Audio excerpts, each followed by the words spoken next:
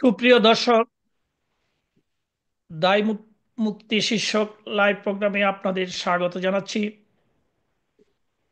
আমরা সারা দেশের সাধারণ মানুষ, আওয়ামী লীগের কর্মী ও সমর্থকদের নিয়ে চিন্তিত, উদ্বিগ্ন।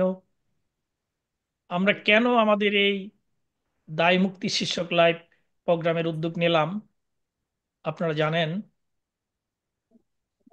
15ই জুলাই থেকে 8ই আগস্ট পর্যন্ত একটা কয়েল ধরে দিন। ছাত্রদের আন্দোলনের সাথে মিশে যাওয়া পেশাদার অপরাধী ও রাজনৈতিক দুর্বৃত্তদেরকেও যে কোনো ধরনের অপরাধের জন্য মামলা, গ্রেপ্তার বা হয়রানি করা যাবে না বলে বিজ্ঞপ্তি প্রকাশ করেছে স্বরাষ্ট্র মন্ত্রণালয়। এর মানে হলো, যারা হাজার হাজার পুলিশ হত্যা করেছে, হাজার হাজার আওয়ামী লীগের নেতা কর্মীদের হত্যা করেছে, শত শত মানুষকে পিটিয়ে ধারালো অস্ত্র দিয়ে রক্তাক্ত জখম করে আহত করেছে, অনেককে আজীবনের জন্য পঙ্গু করেছে, লক্ষ কোটি টাকার জনগণের সম্পদের ক্ষতি করেছে, তাদেরকে সকল অপকর্মের জন্য দায় মুক্তি দিয়ে দেওয়া হয়েছে। জুলাই আগস্টের সকল হত্যাকাণ্ডের বিষয়ে ডক্টর ইউনূস জুডিশিয়াল কমিটির তদন্ত স্থগিত করে দেয়। এর কারণ সহজে অনুমেয় যে ইউনূস চান না জুলাই থেকে আগস্ট পর্যন্ত যত ধরনের অপরাধ হয়েছে তার বিচার হোক, এর সাথে যারা সম্পৃক্ত তাদের চিহ্নিত করা হোক এবং এদের দোষী প্রমাণিত করে শাস্তি নিশ্চিত করা হোক।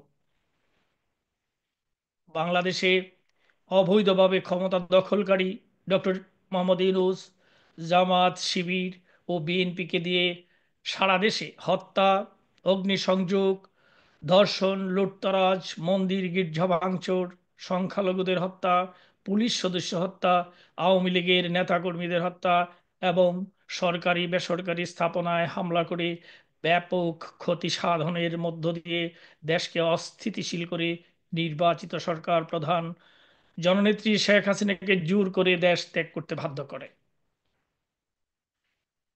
তিনি দেশ থেকে এরপর অবৈধভাবে রাষ্ট্র ক্ষমতা দখলকারী ইউনূস গং বঙ্গবন্ধুর ধানমন্ডির 32 নম্বরের ঐতিহাসিক বাড়িটি পুড়িয়ে দেয়।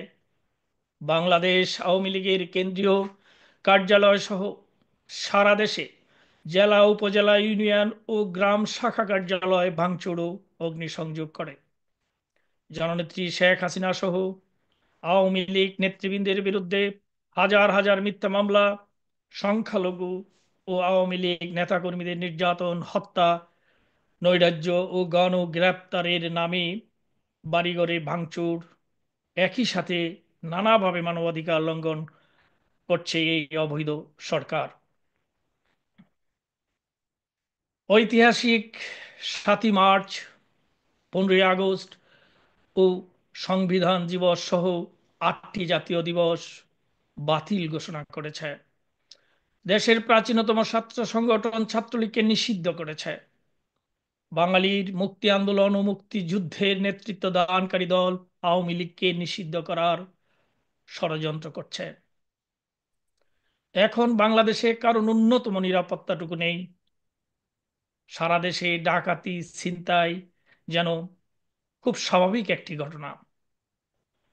আওয়ামী লীগ ও তার সহযোগী সংগঠনের নেতাকর্মী এবং সমর্থকদের উপর নির্যাতন, বাড়িঘর ভাঙচুর, লুটপাট, অগ্নিসংযোগ, হত্যাকাণ্ড, গ্রেপ্তার, মিথ্যা মামলা সম্পর্কিত কোনো খবর বাংলাদেশের টিভি চ্যানেল ও পত্রিকাগুলোতে প্রকাশ করতে দিচ্ছে না অবৈধ সরকার।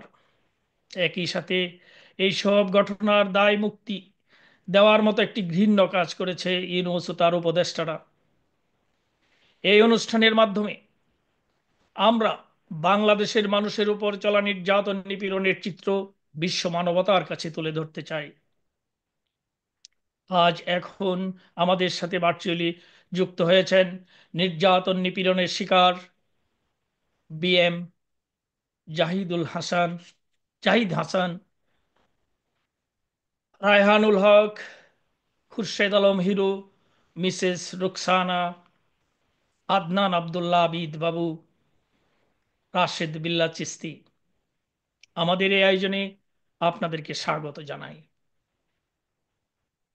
আপনাদের উপর যে অমানবিক অত্যাচার করা হয়েছে সেই গল্প আমরা শুনব, সারা দেশের মানুষ ও বিশ্ববাসী শুনবে।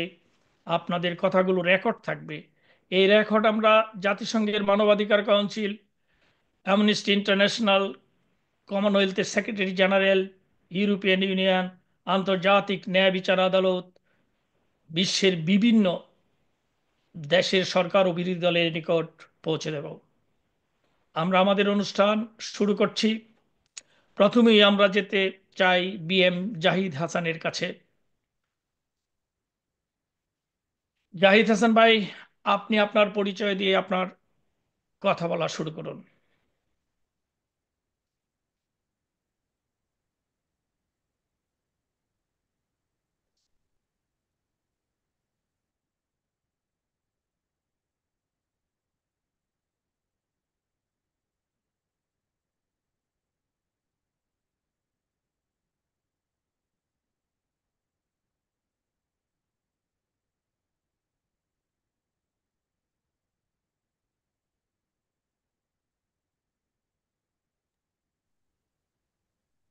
আনমিউট করতে হবে। জাহিদ হাসান ভাই, আপনি নিজেকে আনমিউট করে শুরু করুন। আপনি আপনার নিজের পরিচয় দিয়ে আপনার কথা বলা শুরু করুন। আমি বিএম জাহিদ হাসান, সাবেক সদস্য তুরাগ থানা আওয়ামী লীগ ও সাধারণ সম্পাদক পদপ্রার্থী তুরাগ থানা আওয়ামী লীগ। গত 5ই আগস্ট আমার একটা অনেক কষ্ট মাধ্যমে আমি একটা গাড়ি কিনেছিলাম আমার সন্তানদের জন্য। অনেক যা বলা খুব বাহুল্য। আমার সেই গাড়িটি বিএনপি সন্ত্রাসীরা আমার ব্যবসা প্রতিষ্ঠান আগুন ধরিয়ে দেয়, যা আদৌ আমি কল্পনা করতে পারি না।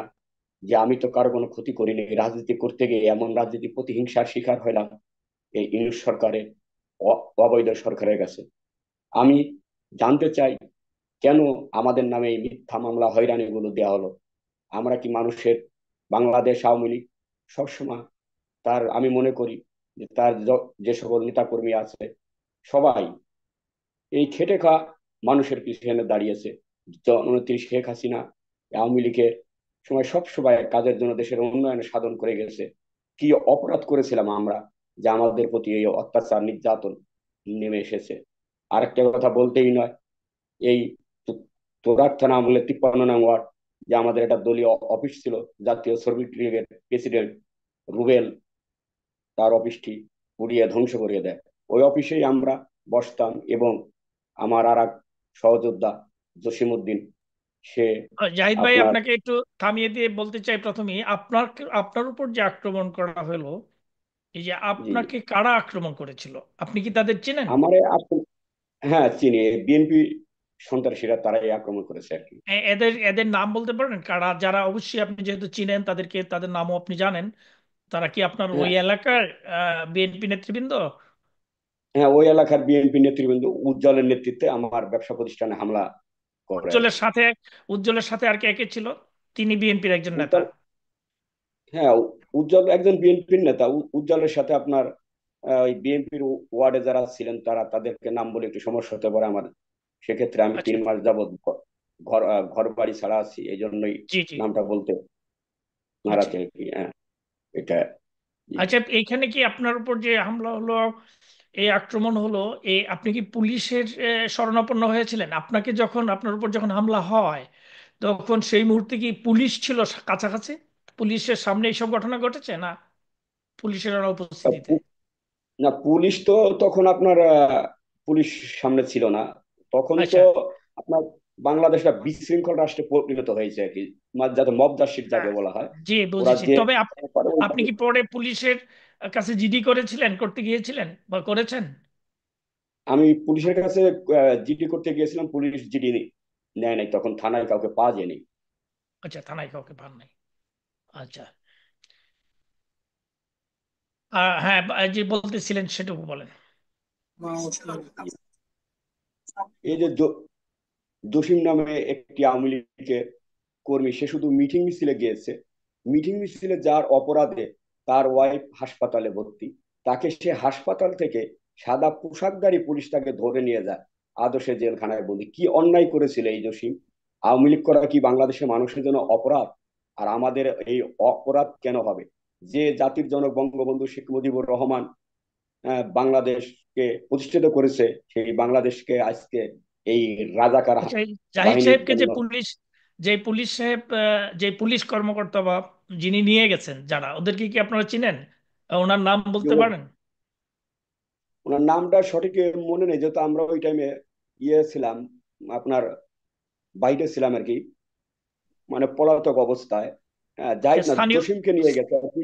আদা বাসার সামনে থেকে সাদা পোশাকধারী দুইজন পুলিশ এসে, হ্যাঁ, আচ্ছা আচ্ছা আচ্ছা আচ্ছা। আর ওয়াইফ ওই টাইমে হাসপাতালে ছিল, ওই ছেলেটার হাসপাতালে ছিল। কিন্তু এই দুঃখের বিষয়, মানে এই চোখে পানি ধরে রাখতে পারি না, সেই ছেলেটা এখন জেলখানায় মধ্যে বিনা অপরাধে তার নামে 4টা হত্যা মামলা দেওয়া হয়েছে। আচ্ছা, আপনার এই যে নির্যাতন নিপীড়নের শিকার হলেন, তারপর থেকেই আপনি কি ওই এলাকা ছাড়া, এলাকার বাইরে আছেন? আমি 3 মাস যাবত এলাকায়, আমার বাল বাচ্চা বউ বিটি সহ আমি কার গাছ মতো, আমার ছোট 2 বছরের বাচ্চা, আমি মুখ দেখাইতে পারি না, যাইতে পারি না তাদের কাছে। এই কষ্টের কথা কারো কাছে বলতে পারি না। আহ, খুবই দুঃখজনক। আহ, স- আপনার এই নির্যাতন, আমি নিপীড়নের কথা আমি যে শুনলে রাজশাহী থেকে শুন- ছাত্রলীগ করেছি, ওই অবস্থায় শিবিরের আক্রান্ত হয়েছে, এখন সেই শিবির আবার হানা দিচ্ছে। আমরা তো কাউকে কোনো অন্যায় অপরাধ করে আমরা, বাংলাদেশ আওয়ামী লীগ আমার মনে হয় না কারো কোনো ক্ষতি করেছে। বাংলাদেশ আওয়ামী লীগের জননেত্রী শেখ হাসিনা মানুষের, সাধারণ মানুষের পাশে দাঁড়িয়েছে। বাংলাদেশ আওয়ামী লীগ খেটে খাওয়া মানুষের উন্নয়নের দিকে অগ্রসর হয়েছে। আমি যেটা মনে করি যে বাংলাদেশ আওয়ামী লীগকে মাননীয় প্রধানমন্ত্রী জননেত্রী শেখ হাসিনাকে এই জামাত শিবিরে হায়না হিজবুত তাহরির কিছু লোক তাকে এই অপরাধে ইয়ে করেছে। অনেক অনেক ধন্যবাদ জাহিদ হাসান ভাই, আপনার এই দুঃখজনক গল্প আমরা শুনলাম। আমাদের সাথে যারা যুক্ত আছেন তারাও শুনলেন। আমরা এগুলো, এই আপনার কথাগুলো বিশ্ব সম্প্রদায়ের কাছে আমরা ধরে তুলব। এটি অত্যন্ত দুঃখজনক, তবে সাহস রাখবেন। আপনি ইতিমধ্যে দেখতে পাচ্ছেন এই অপশক্তির দল, যারা, যাদের দ্বারা আপনি নির্যাতিত নিপীড়িত হয়েছেন, আপনার মতো এমনি হাজারো মানুষ বাংলাদেশে আজকে নির্যাতন নিপীড়নের শিকার হয়েছে, এখনো হচ্ছে। এইসবের অবসান অবশ্যই হবে। আমরা আপনার প্রতি নির্যাতন নিপীড়নের কথা শুনে আমরা নিজেরও ব্যথিত, মর্মাহত। তবে একদিন এসবের বিচার হবে, ইনশাল্লাহ। ইনশাল্লাহ। আপনাকে অসংখ্য ধন্যবাদ, আপনি আমাদের সাথেই থাকুন। এবার আমরা কথা বলবো রায়হানুল হকের সঙ্গে। রায়হানুল ভাই, আপনি আপনার পরিচয় দিয়ে বলা শুরু করুন। আসসালামু আলাইকুম দেশবাসীকে। প্রথমে সালাম জানাচ্ছি। আমি মোহাম্মদ রায়হানুল হক। আমার বাসা বগুড়া গাবতলীতে। তো আমি প্রথমে যেটা বলতে চাই, আহ, গত 5 তারিখে আহ, আহ, এই যে বর্তমানে যে স্বৈরাচার বিরোধী আন্দোলন বলা হচ্ছে, যেটাকে হচ্ছে যে সন্ত্রাসী, এ মাননীয় প্রধানমন্ত্রীর উপর একটা সন্ত্রাসী হামলার যে চক্রান্ত, সেটাকে তারা বর্তমানে স্বৈরাচারী হামলা বলা হচ্ছে। তো ঠিক 5 তারিখে রাত্রে রাত্রে থেকে সাধারণ জনগণ এবং আমাদের উপর এক বিভীষিকাময় সময় চলে আসে। তো আমরা তারপর কিছুদিন কিভাবে যে জীবন যাপন করেছি, এবং গাবতলীর হিন্দু ভাইরা সহ আমরা যারা আওয়ামী লীগের নেতা কর্মী সমর্থক ছিলাম, তাদের উপর যে আহ, যে পাশবিক মানবিক নির্যাতন হয়েছে, আহ, আমি তারও কিছু চিত্র, এবং আমার উপর যে মিথ্যা মামলা, হয়রানিমূলক মামলা করে এতদিন হলো এলাকা ছাড়া করে রাখা হয়েছে, আমি তারও কিছু বিবরণ দিতে চাই। তো গত 5 তারিখে রাতে আহ, আমাদের প্রথমে আমরা বুঝতে পারি আমাদের উপর হামলা হবে। তো আমরা সবাই পরিবার নিয়ে এক এক আত্মীয়র বাসায় সবাই থাকি। তারপরেও আমার দুলাভাই ভাই ছিল হচ্ছে যে নৌকা সমর্থিত চেয়ারম্যান, জনগণের ভোটে নির্বাচিত সে। আহ, আমাদের এলাকার খুব জনপ্রিয় চেয়ারম্যান। তো তার বাড়িতে আমরা সবাই থাকি এবং তার প্রোটেকশনটা আমরা খুব জরুরি মনে করতেছিলাম। তো তার বাড়িতে থাকা অবস্থাতেও কিছু সন্ত্রাসী তার দোকানে প্রথমে হামলা করে। হামলা করার পরে হামলা করার পর সেখানে এলাকাবাসী আহ, তাকে প্রতিহত করে। করার পর সেখান থেকে তারা যায় আমার দুলাভাইয়ের বড় ভাই, তিনি একজন আহ, ভাই, আপনারা সাইডে যেনারা কথা বলতেছেন আপনাদের নিজেদের মিউট করে রাখেন এখন। জি বলুন রায়হানুল তিনি ভাই। একজন সরকারি প্রাথমিক বিদ্যালয়ের প্রধান শিক্ষক। তার বাড়িতে হামলা হয় এবং তাকে ইট পাটকেল নিক্ষেপ করে আহত করা হয়। সেই সাথে আমরা সেখান থেকেও তারা হামলা করার পরে চলে যায় এবং সেখান থেকে আমার বাড়িতে হামলা হয় আবার।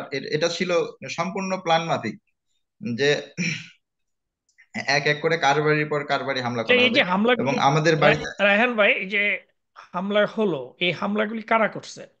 অবশ্যই এই স্থানীয় ওই এলাকারই মানুষজনরা এর সাথে সংশ্লিষ্ট, বা বাইরে থেকে যদি এসে থাকে আপনি কি তাদের চেনেন? হ্যাঁ, আমি চিনি। আহ, হামলা করেছে কিছু সন্ত্রাসী বাহিনী। তাদের নাম? তারা কখনো কখনো বিএনপির চরিত্রে রূপ নেয়, তারা কখনো কখনো আওয়ামী লীগ চরিত্রে রূপ নেয়। মানে যখন তারা ক্ষমতায় থাকে তখন তারা তাদের রূপ নিয়ে এলাকায় সন্ত্রাস ও নৈরাজ্য করে। এবং কিছু বিএনপি সমর্থিত লোকজনও তাদের সাথে একত্রিত হয়ে হামলা করে। তো হচ্ছে এবং আমার বাড়িতে হামলা করে, এলাকাবাসী বাধা দেয়। আমার পাশের সবচেয়ে বড় একটা বিষয় হচ্ছে আমার পাশে আমার এক বন্ধুর বাড়ি, ওর নাম হচ্ছে বন্যা। সে খুবই দরিদ্র একটা ছেলে এবং হচ্ছে তার বাড়িতে দুইটা, সে অসুস্থ। সে হচ্ছে যে এগুলো দেখে বাড়ি থেকে সরে আসে। তার বাড়িতে শুধু ছিল তার হচ্ছে যে ওয়াইফ, তার মা, আর ছোট ছোট দুইটা সন্তান। সন্তানদের বয়স, একটার বয়স মনে হয় 5 বছর হবে, একটার বয়স মনে হয় 1-1.5 বছর হবে। আমার সন্তানের বয়সের সমানই ছেলেটার বয়স, আহ, 2 বছর সম্ভবত। তো ওর বাড়িতে হামলা করে এমন অবস্থা করে যে ওর হচ্ছে টিনের বাড়ি ঘর সবকিছু একদম ভেঙে চুরে দেয়, মেয়েদেরকে মারধর করে এবং ওর বাড়িতে কিছু টাকা পয়সা ছিল সেগুলো নিয়ে যায়। তো আমি হচ্ছে যে আরো কিছু ঘটনা আপনাদের সামনে তুলে ধরতে চাই। আমাদের হচ্ছে যে বগুড়া আহ গাবতলীতে যে ওইটা, সোনারা ইউনিয়নের। ওই ওইটুকুতে যাওয়ার আগে আপনার কাছ থেকে আমি একটু জানতে চাচ্ছিলাম যে এই যে আপনার যে আক্রমণের শিকার আপনি হলেন, বা যেগুলি যারা বললেন যে এলাকার কিছু সন্ত্রাসী তার সাথে বিএনপির লোকজন সাথে ছিল, ওরা কারা? ওদের নাম যদি একটু বলতেন। আমি আসলে আমার ফ্যামিলি এখনো আমার সন্তান, স্ত্রী সন্তান বাড়িতে আছে। আমি নিরাপদ বোধ করতেছি না তাদের আচ্ছা নাম বলতে। আচ্ছা আচ্ছা আচ্ছা। ওরা বিএনপির লোক যারা আপনার বাড়িতে বা আপনার বিরূপ সম্পদের উপর আক্রমণ করেছে, তারা বিএনপির লোক, এটা আপনি চিনেন, জানেন। শুধু আপনার হ্যাঁ, নিরাপত্তার প্রশ্নে আপনি এই মুহূর্তে তাদের নাম প্রকাশ করতে ভয় হ্যাঁ, পাচ্ছেন। হয়তো বা আমি হয়তো এতদিন হলেও বাড়ির বাহিরে আছি, হয়তো এখন কিন্তু আমার বাসায় আমার মা আছে বয়স্ক এবং আমার ছোট সন্তান আছে, সাথে আমার ওয়াইফ বাসায় আছে। তাদের উপর যদি কোনো সমস্যা হতে পারে আমি মনে হ্যাঁ করতেছি। হ্যাঁ, আপনার, হ্যাঁ, আমি যতটুকু আপনি এর ভিতরে আপনার প্রাণনাশের বোধহয় হুমকি বা বিভিন্ন রকমের বিভিন্ন কিছু আসছিল, তাই তো? হ্যাঁ, প্রাণনাশের হুমকি আসছিল এবং হচ্ছে যে আমার উপর 6 তারিখে রাত্রেও আমার উপর আক্রমণ হয়। সেখানেও গ্রামবাসী প্রতিহত করে। আমি আসলে, আমার বাবা ছিল ওই এলাকার প্রাক্তন 2-3 2বার 3বার নির্বাচিত মেম্বার। গ্রামবাসী আমাকে যথেষ্ট ভালোবাসে। 2 বছর আগে আমার বাবা মারা যায়। আমি গ্রামবাসীর যে কোনো বিপদে আপদে নিজেকে বিলিয়ে দেই। আহ, যার কারণে গ্রামবাসী আমাকে প্রচুর ভালোবাসে। তো সেহেতু আহ, সেদিনও আমাকে তারা গ্রামবাসী প্রোটেক্ট করে। আর যেটা বলতে কিছু তথ্যচিত্র আরো তুলে ধরতে চাই, সেটা হচ্ছে যে আমাদের গাবতলীতে পীরগাছা সাবেক পাড়া, ওখানে বৃহৎ একটা হিন্দু সম্প্রদায় বসবাস করে। তো এটা নিউজে আসছে এবং হচ্ছে যে অনেকেই ফেসবুকে যোগাযোগ মাধ্যমে, সামাজিক যোগাযোগ মাধ্যমে তুলে ধরেছে তাদের উপর যে পাশবিক নির্যাতন হয়েছে। প্রত্যেকটা ঘরে ঘরে যে চাঁদা নেওয়া হয়েছে, মেয়েদের গলা থেকে স্বর্ণের চেন নেওয়া হয়েছে। যারা ওরা কুমার, ওদের হচ্ছে যে যে বাসনপত্র আছে সেগুলো বিক্রি করার ভ্যান এবং হচ্ছে যে আহ, গরু সব লুটপাট করা হয়েছে। আমার বোতো চাচা নামে একটা চাচা আছে আমার পাশের গ্রামে, জামির বাড়িয়া গ্রাম। তার বাড়ি থেকে গরু গরু লুটপাট সহ টাকা পয়সা সোনা দানা লুটপাট করা হয়েছে। আমাদের আটাপাড়া বাজারে আওয়ামী লীগ সমর্থিত তিনজনের দোকানে, একটা খুবই নিরীহ কাপড়ের ব্যবসা করে, তার দোকানে সম্ভবত 5 থেকে 6 লক্ষ টাকার জিনিসপত্র ছিল। সে ওই দোকানটা করে জীবিকা নির্বাহ করে, বাজারে খুব একটা বেশি বেচা কেনা নেই, কিন্তু তার দোকানে একটি সুতাও আপনি পাবেন না, কাপড়ের দোকান অথচ একটু সুতাও আপনি পাবেন না, এরকম পরিস্থিতি করা হয়েছে। আনিসার নামে একজন সারের ডিলার ছিল, তার দোকানে আহ, থেকে প্রায় 20 লক্ষ 25 লক্ষ টাকার মতো মালামাল, এগুলো সব 5 তারিখের ঘটনা। 20 লক্ষ থেকে 25 লক্ষ টাকার মালামাল একদম নিঃস্ব করে দেওয়া হয়। আর একজন আওয়ামী লীগের সমর্থিত কসমেটিকের দোকান ছিল, আহ, তাদের হচ্ছে তার দোকানেও সব তছনছ করে একদম লুটতারাজ করে নিয়ে যাওয়া হয়। এর পরবর্তীতে কিছুদিন আমরা এলাকায় ছিলাম, এলাকার লোকজন ভালোবাসে, আমরা যাই হোক দিনের বেলা একটু বাড়িতে থেকে হয়তো একটু সরাসরি সরে থাকতাম। কিন্তু তার কয়দিন পরে আমাদের উপর 2 দিন পর থেকে আমাদের উপর চাঁদা চাওয়া হয়, প্রাণনাশের হুমকি দেওয়া হয়। সেই সাথে কয়েকদিন পরে আমাদের উপর মিথ্যা মামলা চাপায়া দেওয়া হলো। আমার উপর আচ্ছা। বর্তমানে আমার জানা মতে 2টা মামলা করা হয়েছে। একটা হচ্ছে যে মাননীয় প্রধানমন্ত্রী, আমাদের দেশরত্ন বঙ্গবন্ধু কন্যা শেখ হাসিনার সঙ্গে আমাকে একটা মিথ্যা হয়রানিমূলক। এই মামলাগুলি কারা করেছে, ওদের কি আপনি চেনেন? এই মামলা হ্যাঁ, বিএনপি পরিবার থেকে। আমি আমি আদৌ তাকে চিনতাম না, যে মারা গেছে তাকেও চিনতাম না, যে মামলার বাদী তাকেও চিনতাম না। আমি কখনো তাদের সাথে, এবং বলা চলে যে আন্দোলনের মধ্যে আচ্ছা। যে আমার সবসময় আমি বাসায় থাকছি। তো মামলা তো আহ, আপনার পরে হয়েছে। মামলা তো, এই যে মামলাগুলি তো পরে আপনার মামলা দায়ের করছে ওরা।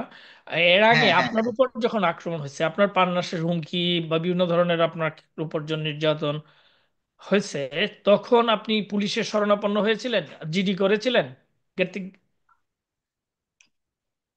জিডি বলতে আমি হচ্ছে যে সেনাবাহিনীকে জানাইছি, সেনাবাহিনী বলছে ব্যবস্থা নিবে। পরবর্তীতে হচ্ছে সেই সময় তো পুলিশে কিভাবে পুলিশের সাথে কথা বলবো, পুলিশের তো আমি যে থানায় কমপ্লেন করব সেই পরিবেশ তো থানায় ছিল না। থানার পুলিশরাই তো আপনার তার প্রায় 15-20 দিন আপনার হ্যাঁ, হ্যাঁ, সেনাবাহিনীর হাত পুলিশরা ধরে নিজেরা। প্রোটেকশন নিয়ে চলেছে। হ্যাঁ, এই অপশক্তির দস্যুদের দ্বারা তো পুলিশরা নিজেরাও নির্যাতিত, পুলিশদের উপর তো তখন পুলিশরা নির্যাতিত, হামলা হচ্ছিল, পুলিশদের হত্যা করা হচ্ছিল। জি, ঠিক, আপনি ঠিক পুলিশদের বলেছেন। হত্যা সেটা সারা বাংলাদেশ কিভাবে পুলিশদের হত্যা করে ঝুলায় রাখা হয়েছে সেটা তো সবাই জানে। জি, আমার জি, জি। পাশের গ্রামের একটা ছেলে পুলিশে চাকরি করত, ওর ওর একদম ওর লাশটা যখন আসছে আমি শুনছি, ওর ফেসটা চেনার মতো উপায় নাই, যে ওকে হচ্ছে যেভাবে হত্যা করা হয়েছে, এবং হচ্ছে যে তাকে হচ্ছে যে আহ, মারা হয়েছে, এবং মারার আগে বলা হয়েছে তুমি বাড়িতে ফোন দিয়ে কথা বল। সে বাড়িতে ফোন দিয়ে বলছে যে মা আমার আর বাড়িতে ফেরা হবে না, এটা হয়তো শেষ কথা। তো এরকম মর্মান্তিক ঘটনাগুলো তারা ঘটাইছে। এখন পর্যন্ত যা আমরা দেখতে পাচ্ছি, আমরা আহ, একটা সম্পূর্ণভাবে যে নিরাপদ আশ্রয় এবং ফ্রি ভাবে যে বাইরে ঘুরবো তার কোনো উপায় নাই।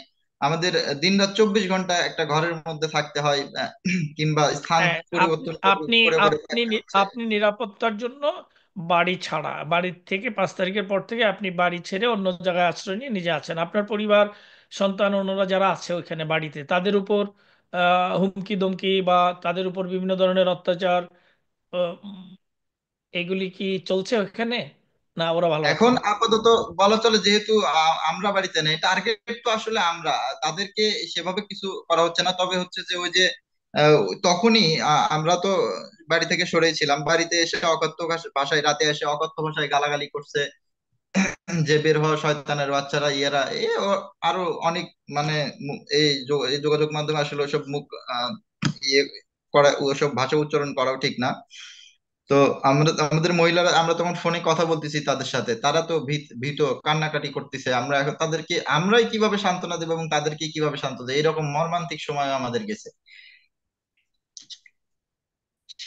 আরো কিছু কথা সেটা বলতে হচ্ছে, সেটা হচ্ছে যে ধরেন আমাদের উপর মিথ্যা মামলা করা হয়েছে, কিন্তু আমাদের আত্মীয় স্বজন মারা যাচ্ছে। যেরকম ধরেন আমার বোনের হচ্ছে যে শাশুড়ি মারা গেছে, তার হচ্ছে আমার বোন জামাই বাড়িতে আসতে পারেনি, আমরা যাইতে পারিনি, তা আমাদেরকে যাইতে দেওয়া হচ্ছে না, পুলিশ নিয়ে এসে বাজারে রাখা হচ্ছে।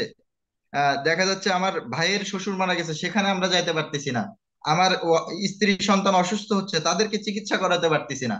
এরকম একটা অনিরাপত্তার মধ্যে আমরা বর্তমানে বসবাস করতেছি।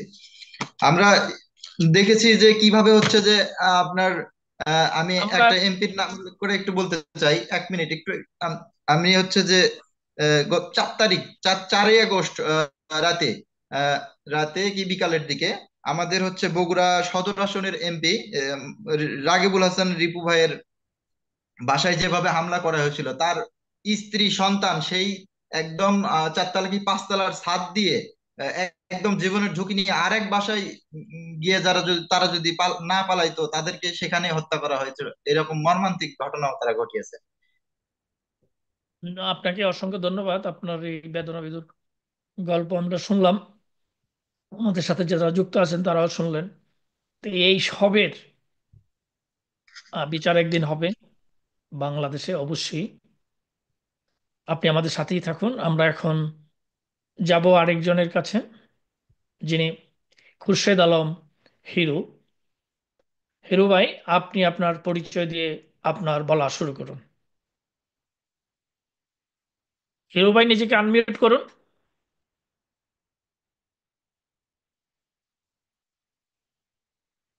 শুনতে পাচ্ছেন হিরু ভাই? খুরশেদ আলম হিরু ভাই, আপনি নিজেকে আনমিউট করে শুরু করুন হিরু ভাই। সালাম আলাইকুম। আমি কক্সবাজার সদর থেকে বলতেছি। আমার নাম খুরশেদ আলম হিরু। আমি ওয়ার্ড কৃষক লীগের সাধারণ সম্পাদক। আমার খুবই আবেগী কিছু বিষয় হচ্ছে যে আমাকে যে কারণে আমার এই অফিস থেকে র্যাব, পুলিশ, এরপর যৌথ বাহিনী আর কি এসে আমাকে ধরে নিয়ে গেছে ওসি নির্দেশে। ওসি নির্দেশ বলতে ওসি বোঝাইতে চাইছে যে আমার নাকি বড় বড় এমপি মন্ত্রীর সাথে সম্পর্ক, এই বলে আমাকে নিয়ে গেছে। নিয়ে যাওয়ার পর আমাকে প্রায় প্রথমে হেনস্থা করছে কক্সবাজারের সদর থানার ওসি। ও আমাকে ধমকি টমকি দেওয়া শুরু করলো। এরপর বলতেছে আওয়ামী লীগের কয়েকটা নেতার নাম বলো, বর্তমান যে আচ্ছা, ওই আছে ওসি সাহেব, এরকম নেতার নাম বলো। কক্সবাজারের সদর থানার ওসি সাহেবের নাম বলতে পারেন? নামটা আমার সঠিক জানা নাই। উম ভুলে গেছি আর কি নামটা ছিল। উনি বিএনপি করতো, ছাত্রদল করতো। বর্তমান আচ্ছা, যিনি আছে উনি ছাত্রদল করতো। তিনি এখনো কি ওই কক্সবাজার ওই সদর থানায় আছেন? সদর থানায় আছেন, হ্যাঁ। আচ্ছা, বলুন। এরপর আমাকে কয়েকটা এই, নেতা কর্মী ধরিয়ে দেওয়ার জন্য বলে। আমি বলতেছি কেন নেতা কর্মী ধরাই দিব, এমন কি অপরাধ, আর আমার অপরাধটা কি? ওরা বলতেছে উপরের নির্দেশ, সমন্বয়কের নির্দেশ, অর্থাৎ ছাত্র সমন্বয়করা নাকি ওদেরকে চাপ সৃষ্টি করতেছে যে আওয়ামী লীগ কর্মী হোক, যে আওয়ামী লীগ মিছিলে মিটিং এ গেছে এরকম হোক, যা এরকম হোক না কেন, এদেরকে গ্রেফতার করো, এদেরকে ধরো। এই বলে ওসি আমার সাথে 5 মিনিট কথা বলছে। এরপর ওসি আমাকে আর সময় দেয় নাই। পরে একটা এসআই, নূর মোহাম্মদ নামে এসআই, ওকে আমি, ও নূর মোহাম্মদ আর একজনের নাম ছিল আপনার শাহনওয়াজ, এরা 5 তারিখের 5 আগস্টের ঘটনায়, ঘটনায় আগে পুলিশের যেটা থানা থেকে আত্মসাৎ হয়েছিল, লুটপাট হয়েছিল, ও আমাদেরকে ফোন দিয়ে ওরা সহায়তা চাইছিল। আমরা, আমি আমার টিম নিয়ে, আমার বন্ধু বান্ধব নিয়ে ওকে আমি যেভাবে পারছি সহায়তা করছি। এরপরে এসে ওদের যেগুলো মালামাল লুটপাট হয়েছে পুলিশ থেকে, মানে পুলিশ সদর থেকে, পুলিশ সুপার থেকে, পরে এসে ওই থানা থেকে মোটরসাইকেল, ওদের আরো অনেক আসবাবপত্র চুরি হয়েছে। ওগুলো আমি আমার টিম অর্থাৎ কৃষক লীগের পক্ষ থেকে, কক্সবাজার কৃষক লীগের পক্ষ থেকে আমরা নিজে দাঁড়ায়ে, যারা বিএনপি টাইপের বা ছাত্র টাইপের বা যারা কক্সবাজারে সবসময় ক্রাইম নিয়ে থাকতো, ক্রাইম নিয়ে চলাফেরা করতো, ওদের বাসায় বাসায় গিয়ে, ওদের এলাকা এলাকায় গিয়ে আমরা ওদের জিনিসগুলো উদ্ধার করে দিছি পুলিশের। আচ্ছা, কেননা কেননা করছি, ওরা আমাদেরকে বলছে, পুলিশরা বলছে যে ভাইয়া আমাদের একটা হেল্প করেন। এরপরেও ওই এসআই আমাকে বলতেছে ভাইয়া আমাদের সমন্বয়করা আমাদেরকে চাপ সৃষ্টি করতেছে, আপনাদের পুরো কক্সবাজার অভিযান চলতেছে, কাউকে রেহা দেওয়া হবে না। সে যত বড় নেতা হোক, হোক বা না হোক, সে ভালো মানুষ হলেও তাকে গ্রেফতার করতে হবে। সে আওয়ামী লীগ কর্মী, আওয়ামী লীগ করছে বা শেখ হাসিনার নাম করছে বা দেশের উন্নয়ন হয়েছে এমন যদি নামও উচ্চারণ করে, তাকে গ্রেফতার করা হবে। আমি অবাক, এ কথা শোনার পর আমি আর কিছু বলি নাই। পরে আমাকে ওরা একটা মামলায়, যে মামলায় আমাকে আসামি করা হয়েছে, ওই মামলার সাথে আমার কোনো সম্পর্কে নাই। আমি হচ্ছি সদরে। আমাকে মামলা দেওয়া হয়েছে সদর উপজেলা, যেভাবে পিএম কালী উপজেলার মামলা, মানে ইয়ার মামলা আর কি। পিএম কালীর একজন চেয়ারম্যানের মামলায় আমাকে আসামি করছে। আচ্ছা, আপনার বিরুদ্ধে মামলা দায়ের করলো কারা? মামলা দায়ের করলো পুলিশ, সদর থানা। আচ্ছা, থানার পুলিশ বাদী হয়ে আপনার বিরুদ্ধে মামলা করছে। বিয়া আচ্ছা। করছে মারামারি, মানে বাংসুর মারামারি বলে। যে একটা আমাকে যে মামলাটা করা হয়েছে 622, ও মামলাটা হচ্ছে একটা চেয়ারম্যানকে, উপজেলা চেয়ারম্যানকে পুলিশ ধরে নিয়ে আসছে। ওখানেও ছাত্র সমন্বয়করা কি করছে, ওই চেয়ারম্যানকে মারার জন্য যখন থানায় গেছে, থানায় গিয়ে হেস্তাহেস্তি শুরু করে দিছে, তখন উল্টা পুলিশকেও মারছে কারা, ছাত্ররা, সমন্বয়করা। আর কিছু আচ্ছা। বিএনপি পন্থী কিছু লোক ছিল, জামাতপন্থী কিছু লোক ছিল। আমরা সিসিটিভি ক্যামেরায় দেখছি আর কি। ওই পয়েন্টে আচ্ছা। ওই লোকগুলাই পুলিশকে মারছে। তারপর ওই আসামিকে ছিনিয়ে নেওয়ার জন্য চাইছিল। কিন্তু মামলাটা হয়েছে উল্টা আওয়ামী লীগের মানে আওয়ামী লীগের বিরুদ্ধে, আচ্ছা। মানে আচ্ছা, আমাদের মারছে বিরুদ্ধে। ওরা, হ্যাঁ, সমন্বয়ের তথাকথিত এই সমন্বয় ওরা মারছে, মামলা ওরা দিছে মারছে, আপনাদের। মামলা দিছে আমাদেরকে। পুলিশ মানে পুলিশ অপারিক, পুলিশকে আমরা জিজ্ঞেস করলে বলবে আমরা অপারিক। তা আমি বলতেছি এটা কি ভাই গণতন্ত্র দেশের, এটা কি রুলসে পড়ে? আচ্ছা যাক, এরপরে আমাকে মামলা দিয়ে আমাকে ওই জেলে প্রেরণ করলো। আচ্ছা। আচ্ছা, আপনাকে যে পুলিশকে যখন আপনারা জিজ্ঞেস করলেন যে মারছে ওরা, মামলা দিল আমাদের নামে, আমরা ধারে কাছে নাই, আমরা এমনি মানে আত্মরক্ষার্থে দূরে সরে আসছি, তাহলে আমাদের নামে দিলেন যে, তো যে আমরা অপারক, তখন পুলিশ বলে নাই যে ওরা কার নির্দেশে এইটা করছে? হ্যাঁ হ্যাঁ, ওরা আপনাদের বলে বলছে নাই যে আমার পরিচয় যে আছে, ও হ্যাঁ ও বলছে সমন্বয়ক, সমন্বয়ক। যে আচ্ছা। এখানে আচ্ছা, বাংলাদেশে বিশেষ করে কক্সবাজারে সমন্বয়ক বলে এই রিক্সা ড্রাইভার, টমটম ড্রাইভার, ছোট ছোট বড় কর্মজীবী, ব্যবসায়ীজীবী, সব জায়গা থেকে চাঁদাবাজি। এমনকি ওরা ওদের একটা পাওয়ার সমন্বয়ক, 4-5 জন লোক থাকবে, কোনো কিছু বললে আওয়ামী লীগ বলে ওদেরকে গায়ে হাত তোলে এই সমন্বয়করা। এই আচ্ছা। সমন্বয়ক বলে আর কি, ওগুলো হচ্ছে সম্পূর্ণ রোহিঙ্গা। এবং দ্বিতীয়ত হচ্ছে অস্থায়ী লোক, স্থায়ী লোক না। আচ্ছা, কয়েকটা ওরা স্থায়ী লোক ওরা আছে চা- এমপি, ওরা কতগুলো চাঁদাবাজি, পরিকল্পনা আছে। ওরা সকল মহল হ্যাঁ দিয়ে ওরা চাঁদাবাজি করতেছে। হ্যাঁ, আমার কাছে চাইছে, আমার কাছে জানতে চাইছে। তো শুনেন, পরে এ বলে আমাকে মানে আমার এসআই আপনার আমাকে কাছে বলছে যে এটা, চাঁদা, পরে আপনার আমাকে কাছে মামলা দিয়ে যারা দিল। চাঁদা চাইলো, যে চাঁদা চাইলো, তার নাম কি আপনি জানেন? সে, তার পরিচয়? হ্যাঁ নাজুল ভাই, আপ- বুঝতেছি না। আপনার কাছে যিনি চাঁদা চাইলেন বা চাঁদা নেওয়ার চেষ্টা করলেন, তিনি আহ, তাকে কি আপনি চিনেন? তার নাম জানেন? হ্যাঁ নাম জানি, চিনি।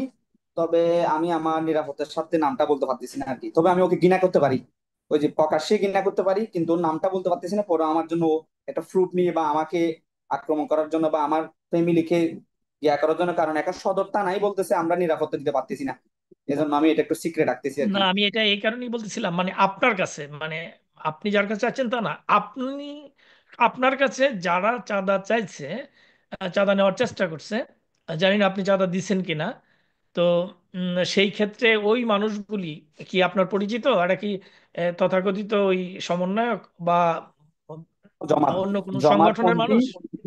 হ্যাঁ, সংগঠনের মানুষ। আচ্ছা, আর কোন সংগঠনের সাথে জড়িত? জমাত ইসলাম। আচ্ছা, জামাতে ইসলাম। গুড। এটাই ওরা জানবার আগে কি ছিল। করতো, আওয়ামী লীগের আমলে ওরা সাংবাদিক পোস্ট নিয়ে চলাফেরা করতো। এখন যখন আওয়ামী লীগ নাই বা আমাদের সরকার নাই, এখন তারা জমাত বড় পরিচয় জমাত দেয়। আমরা কিন্তু আমাদের দলের নেতা কর্মীদেরকে অনেকবার বলতাম, এরা হচ্ছে, দেখেন এরা আমাদের নামে বিভ্রান্ত করতেছে, এরা সাংবাদিকের পোস্ট ব্যবহার করতেছে, এটা বলে ওরা গোপন থাকতো। এই জামাতগুলো মূল গোপনতার কারণ হচ্ছে ওরা সাংবাদিক ছিল। আচ্ছা। আচ্ছা। আচ্ছা। আচ্ছা। মানে তারা তখন, যখন মানে আহ, 5ই আগস্টের আগে তাদের পরিচয় ছিল, আপনারা সবাই জানতেন, এলাকাবাসী জানতো যে তারা সাংবাদিক। তারা যে মানে হ্যাঁ জামাত রাইট। শিবিরের সাথে তাদের সংশ্লিষ্টতা বা তারা লোক আহ, ও- মানে ওই দলের মানুষ, এটার পরিচয় আপনারা জানতেন না নাকি? জানতেন না, হ্যাঁ স্বাভাবিক, পাবলিক জানতো না।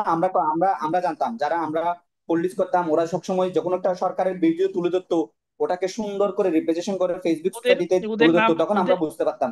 ওদের নাম কি বলা যাবে, বা নাম 2-4 জন? মুষ্টি কয়েকটা নাম বলা যাবে, সবগুলো বলেন, বলা যাবে না, কয়েকটা বলা যাবে। যে বলেন, তার থেকে যে চাঁদাটা চাইছে ওর নামটা বলতে পারি আমি। ও বলেন। আমাদের কক্সবাজারে একটা ঘটনা ঘটছিল, যেটা গোপালগঞ্জে ঘটছিল। এর পরের দিন আমাদের যেদিন গোপালগঞ্জে একটা ঘটনা ঘটছিল, সেম আমাদের এলাকায় একটা ঘটনা ঘটছে, মারামারি। ওখানে একটা হিন্দু ছেলে মারা গেছে। জি, মারামারির মধ্যে একটা হিন্দু ছেলে মারা গেছে। জি, বলেন। ওই ঘটনায় কেন্দ্র করে আমার কাছ থেকে ওরা চাঁদা চাইছেন ওই জমাতের, যেটা ওর নাম হচ্ছে সিকান্দর আবু জাফর হিরু। আচ্ছা, সেকান্দর আবু জাফর হিরো। ও আচ্ছা, আমার কাছ থেকে ওর একটা পাইকনাকে ফাটাইয়ে বলতেছে, অনেক আওয়ামী লীগ নাই, 15 বছর খাইছস, এবার চাঁদা দেওয়া শুরু কর, নাহলে দোকানপত্র দিব না, ভাঙচুর করব, লুটপাট করব। আচ্ছা, আচ্ছা, আচ্ছা, আচ্ছা। বলে এই বলে আমাকে ইয়ে করছে। এরপরে এসে আমার কাছে এখন বর্তমান যে মেসেজ গুলো আছে, এটা হচ্ছে আমরা ইয়াং জেনারেশন, আমরা মনে প্রাণে আওয়ামী লীগ বঙ্গবন্ধুর সংগঠনকে ভালোবাসি, শেখ হাসিনার সংগঠনকে ভালোবাসি। এটা মনে প্রাণে আমাদেরকে আওয়ামী লীগ কি দিবে কি দিবে না এটা আমরা চিন্তা করি না। আমরা চিন্তা করি সবসময় যেটা সৎ, যেটা দেশের উন্নত, যেটা জাতির জন্য কাম্য, আমরা এটাকেই সবসময় মনে প্রাণ লালন পালন করি। পরে এসে আমার কাছে যে মেসেজটা আছে এটা হচ্ছে, এখন বর্তমান এই মাসে আর কি নভেম্বর মাসে আমাদের কক্সবাজারে মাননীয় প্রধানমন্ত্রী একটা আশ্রয় প্রকল্প বাস্তবায়ন করছে। জি, আপনারা সবাই হয়তো জানেন, এই প্রকল্পে বর্তমান এই জামাত বিএনপি অতি প্রভাব খাটাচ্ছে। এমনকি যেই মানুষগুলোকে আশ্রয় প্রকল্পতে পুনর্বাসন করছে, এদের কতগুলো এখানে জায়গা ছিল, ঘর বাড়ি ছিল কক্সবাজারে, খাস জায়গায়। ওরা ওইগুলো দখল করতেছে এখন বিএনপি। এগুলো দখল করে মানুষের কাছ থেকে টাকা দিয়ে বিক্রি করতেছে, 10,000, 50,000, 20,000। এই বর্তমান বিএনপি এই কাজটা করতেছে কক্সবাজারে, তাও আচ্ছা, আবার আশ্রয় প্রকল্পের সাইডে, অর্থাৎ এয়ারপোর্টের আন্তর্জাতিক যেটা এয়ারপোর্ট ছিল, এয়ারপোর্ট গেছানো যে জায়গাটা আছে, ওখানে ওরা এখন বর্তমান এই বিজনেসটা করতেছে বিএনপি। আচ্ছা। ওইখানকার যারা এই নেতৃত্ব দিচ্ছে, যারা সামনে থেকে এই কাজগুলি করছে, ওদের নাম বলতে পারেন? নাম বলতে পারে, এটা কি সিক্রেট থাকবে? না, আপনি তো এখন লাইফে আছেন, তো সিক্রেট থাকার তো আমি চাচ্ছি অবকাশই নেই। আমি চাচ্ছি হ্যাঁ, আমি চাচ্ছি ওই বিষয়টি সিক্রেট রাখতে, কেননা আমার আচ্ছা, আমার ঠিক আমার আছে। আরে, আমার আমার নিজে আমার আমি একটা আমার প্রশ্ন, ফ্যামিলিকে নিয়ে ভয় পাই। এই যে আপনার সাথে এত কিছু ঘটে গেল, আপনার উপর, হুম, আপনাদের পরিবারের উপর, বা আপনার অন্য অন্য হ্যাঁ, জায়গায় যা বললেন, তো সেই ক্ষেত্রে আপনি যখন সেই মুহূর্তটা পুলিশ ছিল না, মানে পুলিশের উপরই অত্যাচার চলছিল, পুলিশকে হত্যা করা হচ্ছিল, এর পরবর্তী পর্যায়ে আপনি কি চেষ্টা করছেন জিডি করতে, বা কোনোভাবে এই ঘটনাগুলো জিডি করে মোটামুটি ভাবে একটা অবস্থানে থাকা? একটা সময় জিডি করা থাকলে যে সুবিধাটা হয়, পরবর্তী পর্যায়ে এই কেসগুলি নিয়ে, এখন তো সম্ভব না, ওরা করতে দেবে না, কিন্তু আপনি কি জিডি করার, পুলিশের শরণাপন্ন হওয়ার চেষ্টা না না, করছিলেন পরবর্তী পর্যায়ে, যখন পুলিশ তাদের স্টেশনে আসছে, শুরু আমি হয়েছে তাদের? কোনোভাবে না। আমি আমি আমি বর্তমান কক্সবাজারের যে অবস্থান, কোন আওয়ামী লীগ পন্থী বা আওয়ামী লীগের নামে যারা মামলা খাইছে, এরা কোনোভাবে কেউ থানাতে বা ইয়াতে কোনো মানে সরকারি কোনো ইয়াতে সহায়তা চাইতে পারতেছে না, চাইতে গেলে উল্টাও হয়রানির শিকার। ওই পুলিশ হ্যাঁ, প্রশাসন হ্যাঁ, আরো অবশ্যই। বলতেছে টাকা অলরেডি আমাদের নাম্বার গুলো টেকিং এ দেওয়া হয়েছে, যে সমন্বয়করা আমাদেরকে মাঝে মাঝে ফোন দিয়ে বলে, ভালো হয়ে যা, আওয়ামী লীগের পেজে একটা লাইক দিতে পারি না, কোনো একটা সত্য কথা তুলে ধরতে পারি না, তুলে ধরলে আমাদেরকে ফোন করে বলে ভালো হয়ে যা, এখনো কেন তোদের মা পালাইছে, তোদের আফা পালাইছে, এভাবে আমাদেরকে হুমকি টুমকি দিচ্ছে। কোনো কিছু যারা আমরা ফোন করে, অপারি। যারা ফোন করে তাদেরকে কি আপনারা চিনেন? ওদের কি আপনাদের এলাকার আহ, ওরা এলাকায় থাকে, না হ্যাঁ, বাইরে থেকে ফোন করে, মানে অন্য এলাকার মানুষ? তারা কি আপনার পরিচিত? বিশেষ করে হ্যাঁ, বিশেষ করে আমার পরিচিত না, বিশেষ করে এলাকায় থাকে। আর অনেকেই বাইরে, অনেকেই বাইরে, অনেকেই আবার এলাকায় থাকে, যারা বিএনপি জামাত বিএনপি পন্থী ওরাই আর জি। কি। আহ, খোরশেদ আলম, হিরো ভাই, আপনাকে ধন্যবাদ। আপনি আপনার এই নির্যাতন নিপীড়নের আমি আমি নজরুল ইসলাম ভাই, আমি আমার বিষয়টা বললাম না, কেননা আমি আমি দেশকে ভালোবাসি, হয়তো আওয়ামী লীগকে ভালোবাসি। ধন্যবাদ আপনাকে। আপনি আমাদের সাথে থাকুন। আমি এখন যাচ্ছি আমাদের মিসেস রুকসানা আপার কাছে। আলহামদুলিল্লাহ, তিনি আমার টিন সার্টিফিকেট, আয়কর সার্টিফিকেট, ট্রেড লাইসেন্স, আমি সবকিছু দিয়ে ব্যবসা করে আছি। কিন্তু এরপরও আমি আমি আমার ব্যবসায় সেফ না, আমি একজন ব্যবসায়ী হিসেবে আমি সেফ না। আমাকে ধমকি হুমকি অনেক কিছু দিচ্ছে। এই দুমকি হুমকির অবসান হবে দ্রুতই। এই সব কিছুর, এই যে অন্যায় অবিচার যা আপনার উপর হচ্ছে, দেশে আইন এই মুহূর্তে তারা করতে দিচ্ছে না, কিন্তু এই সব তো সবসময় এই অন্ধকার থাকবে না, অবশ্যই অন্ধকার কেটে যাবে। এই সব কিছুর বিচার হবে বাংলাদেশে, এতে কোনো আল্লাহ সন্দেহ হবে নাই। ইনশাল্লাহ, আমাদের মনোবল জন্য আমরা করতে পারবো। হারাবেন না, মন দৃঢ় রাখুন। আপনার জন্য অনেক অনেক শুভকামনা রইল, আপনার পরিবারের জন্য। তো এখন ভাই, এই মুহূর্তে আমরা আরেকটা কথা বিষয়, বলবো, আমরা এই মুহূর্তে আমরা আমরা কথা আপনাদের কাছ বলবো। থেকে যতটুকু সাপোর্ট পাচ্ছি। হ্যাঁ, আরেকটা ধন্যবাদ বিষয়, আপনাকে। একটা মিনিট। আপনি আপনি আমাদের সাথেই থাকুন, খুরশেদ আলম ভাই। এক আমরা এখন এক মিনিট। কথা শুনবো মিসেস রুকসানা আপার কাছ থেকে। অপশক্তির দূষররা তার স্বামীকে নির্মমভাবে খুন করেছে আমরা যতটুকু জানি। রুকসানা আপা, আপনি আপনার কথা বলুন। আসসালামু আলাইকুম।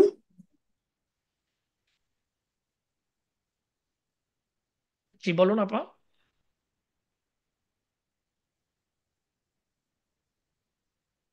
আমি মিসেস রোকসানা।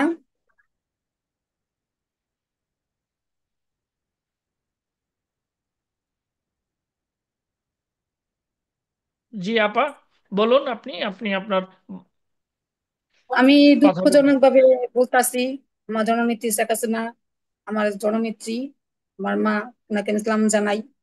বঙ্গবন্ধু শেখ মুজিবুর রহমান, তিনি আমাদের দেশের জাতির পিতা, ওনাকে আমি শ্রদ্ধা জানাই, সালাম জানাই। সব দেশবাসীর উদ্দেশ্যে কিছু কথা বলবো যে 5ই আগস্ট যেভাবে নির্মম ভাবে আমার স্বামীকে হত্যা করা হয়েছে, এটা কিভাবে করছে ওরা, ওরা জানে না, আল্লাহ পাক ভালো করে জানে। আমার স্বামী 5ই আগস্ট আমার নেত্রী 2টা বাজে পদত্যাগ করতে না করতে আমার স্বামীকে নির্মম ভাবে হত্যা করা হয়েছে। আচ্ছা আমাদের আপা, আপনার আপনার স্বামীর নামটা একটু বলবেন? আমার স্বামী নাম আমার স্বামীর নাম মোহাম্মদ রনি হোসেন সাগর। জনি ঐশী সাগর। জি বলুন। রনি হোসেন সাগর সাবেক ছাত্রলীগ ছিলেন। তখন আওয়ামী লীগের জন্য প্রস্তুতি নিচ্ছিলেন যে আমার নেত্রীর জন্য কিছু করতে পারে কিনা। সব প্রস্তুতি নেওয়া ছিল, দল টল সবাই সবকিছু নিয়ে এই সংগঠন নিয়ে দাঁড়ানো ছিল। ওই মুহূর্ত থেকেই বিএনপি লোকজন জামায়াত মিলে ধাওয়া দেয় আমার হাজবেন্ডকে। ধাওয়া দেওয়ার পর থেকে এক এক পর্যায়ে একটা রুমে আমার হাজবেন্ড ওখানে ছিল। ওখান থেকে এক বিএনপি কতজন যেয়ে আমার হাজবেন্ডকে ওখান থেকে ধাওয়া দিয়ে আরেক স্থানে নিয়ে যেয়ে ওখানে মেরে ফেলা হয়। নির্মম ভাবে আমার হাজবেন্ডকে মারা ফেলা হয়েছে। বিএনপি, জামাত, তারপর ছাত্র দল, সংগঠন, সব সংগঠন মিলেই মানে ঘটনাটা ঘটাইছে।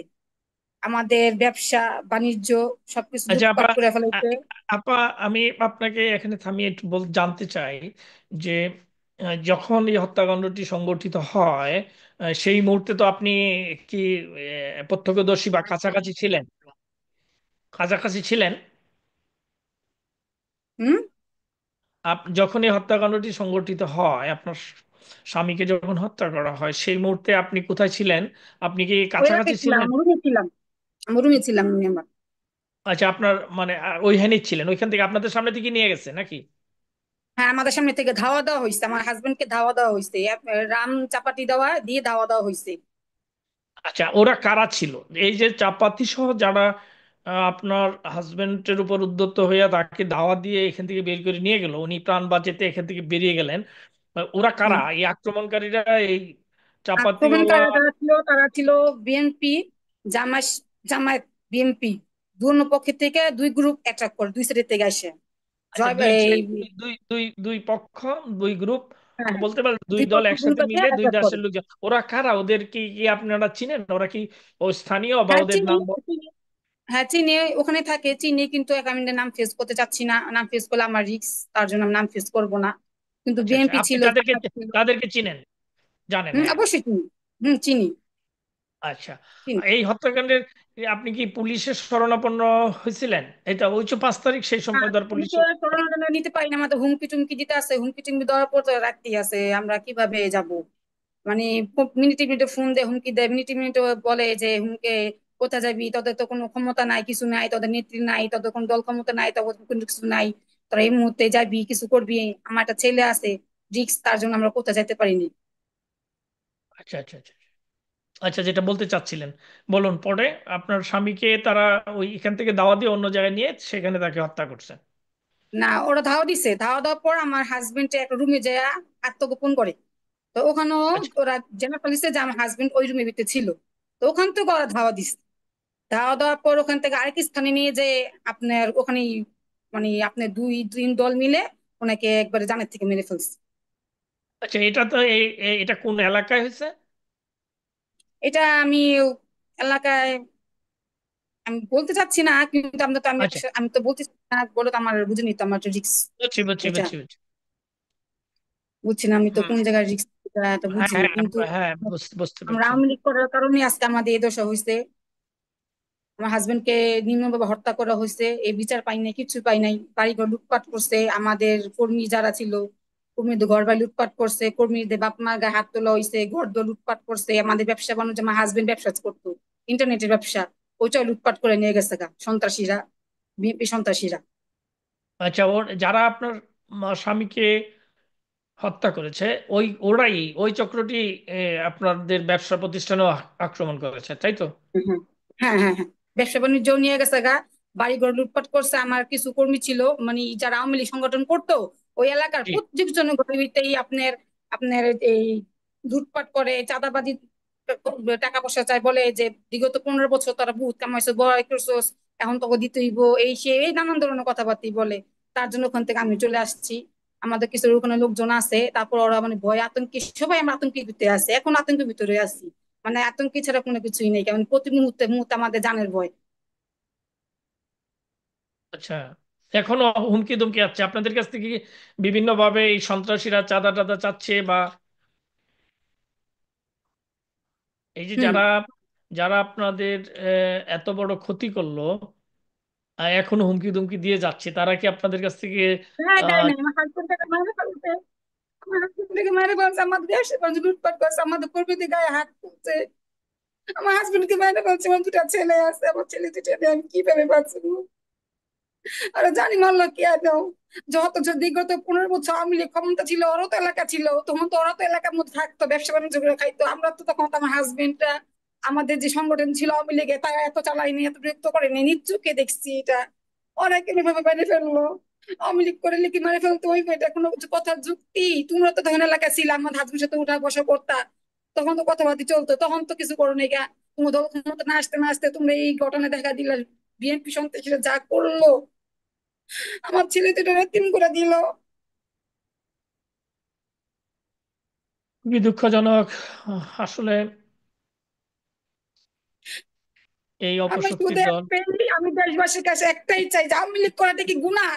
প্রত্যেকটা মানুষ যা যা ভালোবাসে খেতে থেকে, হ্যাঁ, দল ভালোবাসতে পারে, বিএনপি করতে পারে, আওয়ামী লীগ করতে পারে, জামাত করতে পারে, জাতীয় পার্টি করতে পারে, যার যার ভালোবাসে খেতে করতে যাই মেরে ফেলতে হবে? এটা কোনো কথা? এটা কোন আইনে আছে?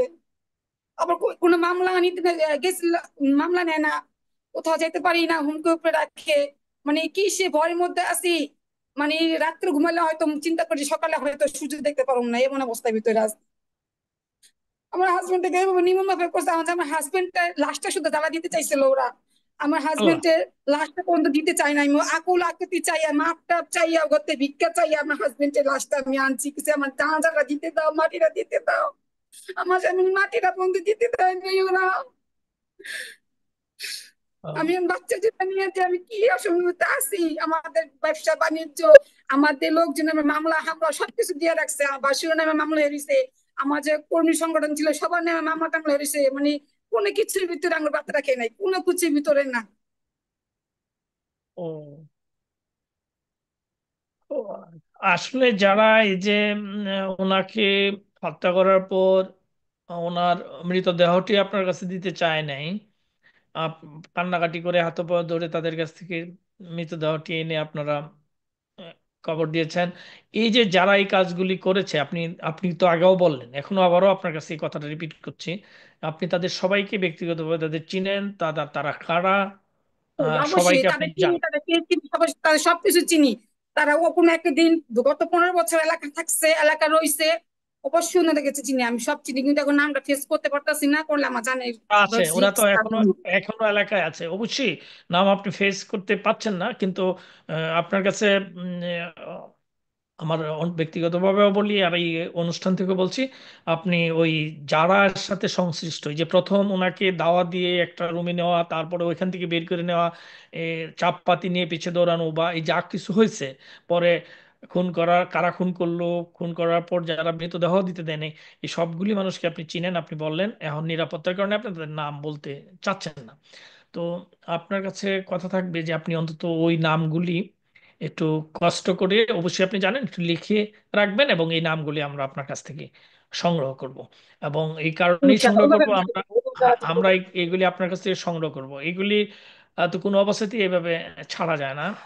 এই মানবতা বিরোধী অপরাধ, এই যে নরপশুর মতো কাজগুলি তারা করেছেন, তাদেরকে তো কোনো অবস্থাতেই তারা আইনের বাইরে থাকবে, তাদের বিচার হবে না, এটা তো কোনো অবস্থাতেই হয় না। যতই দায় মুক্তি, ইনুস সাহেবরা যতই দায় মুক্তির প্রজ্ঞাপন জারি করুক, তো ওনারা অপরাধ করেছেন, দায় মুক্তির অর্থ কি? দায় মুক্তি মানে তার মানে তারা অপরাধ করেছেন। এই যে হত্যাকাণ্ডগুলি ঘটিয়েছেন, যেটা আপনার স্বামীকে মারা হয়েছে, এমনি ভাবে আরো অনেক, আমাদের অনেক বোন তাদের স্বামীকে হারিয়েছেন, অনেক ভাই তার মা বাপকে হারিয়েছেন, অনেক মা তার সন্তানকে হারিয়েছেন, এই অপশক্তির হাতে খুন হয়েছেন। এই তারা খুন করেছে, এই অপরাধগুলি তারা করেছে বিধায়ী এই অপশক্তির দাবেদার ডক্টর ইউনূস এই দায় মুক্তির অধ্যাদেশ জারি করেছে। তার মানে অপরাধ না করলে তারা কেন এই অধ্যাদেশ জারি করলো? তার মানে তারা অপরাধ করেছে, যে অপরাধ ক্ষমার অযোগ্য, যেটা সব দিক থেকে প্রমাণ হবে, এবং তাদের সর্বোচ্চ আদালত তার সর্বোচ্চ শাস্তি দেবে। সেই শাস্তি থেকে বাঁচার জন্যই তারা এই দায় মুক্তির অধ্যাদেশ জারি করেছে। তা আপনার ইনশাআল্লাহ, স্বামীর ইনশাআল্লাহ। ক্ষেত্রেও তাই। তবে আমরা যাই তো করুক, ভরসা করে কেন আপনাদের আপনাকে কাছে বলছি যে আপনি নিতে বলছি। নামের তালিকাগুলি করে রাখবেন। মেডিকেল আমাদের একটা লোক না মামলা ধরা পর্যন্ত রাত্রে রাখেনি। আমার বাসুরের ছেলের থেকে দৌড়া, বাসুরের থেকে দৌড়া, আমার যে কর্মী ছিল, সংগঠন ছিল, ওদের নামে মামলা থেকে দৌড়া কাউরে পর্যন্ত বানে এ পর্যন্ত আপনার 10 থেকে 15টার মতো মামলা দেওয়া হয়ে অলরেডি হয়ে গেছে গা। আর বেশ সুন্দর লুটপাট করছে, আমাদের দোকানপাট লুটপাট করছে। তারপর আবার চাঁদাবাজি চাচ্ছে, একটা চাঁদা চাচ্ছে, আমার এক আত্মীয়তা চাচ্ছে, আমার এক কলিগ কাছে চাচ্ছে 1 লাখ টাকা চাই, 2 লাখ টাকা চাই, এভাবে তো চাঁদাবাজি চলতেই আছে। তাই, মানে 15 বছর প্রসেস এখন দিতেই হইব। আচ্ছা, ওরা যারা এখন যারা আপনাদের কাছ থেকে আপনার স্বামীকে ছিনিয়ে নিল, এত কিছু করার পর এখন তাদের আবার আপনার উপর চাঁদাবাজি, আপনাকে আবার চাঁদা দেওয়ার জন্য হুমকি দেয়, ওই মানুষগুলি কি কারা হারায়?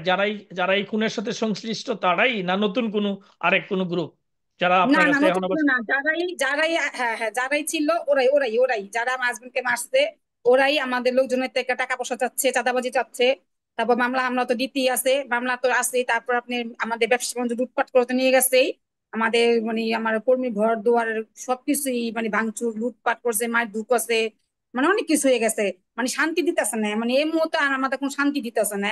এখন তোমার তো শুরু, তোদের তো আর সামনে বহুত কিছু বাকি রয়েছে, এগুলাও বলে। মানে চোখ তুলে তো কথা বলবো দূরের কথা, মাথা নিচে করে কথা, হাত তোর ভয় পায়, এমন অবস্থা। আচ্ছা, আপনার কয়জন সন্তান জানতে পারি? আমার 2 ছেলে। আচ্ছা, ওদের বয়স কত? একটা বড় ছেলে 17 বছর, আর আমার ছোট ছেলে 7 বছর, ক্লাস 3-তে পড়ে।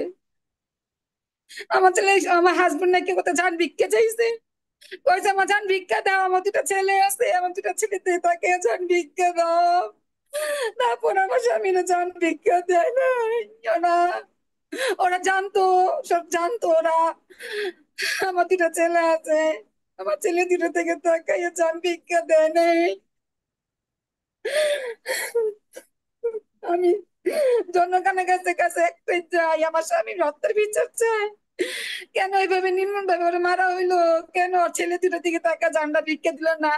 জনকে বিগত 15 বছর আওয়ামী লীগ ক্ষমতা ছিল, ওরাও তো তখন বউ পোলা বাইলে সুন্দর সুখে শান্তি করে আমাদের এলাকায় ছিল, আমাদের ওই এলাকায় ছিল, একসাথে ছিল। আমরা তো তখন তো এইগুলা চিন্তা ভাবনা কিছু করি নাই, ওরা কেন এগুলা করলো?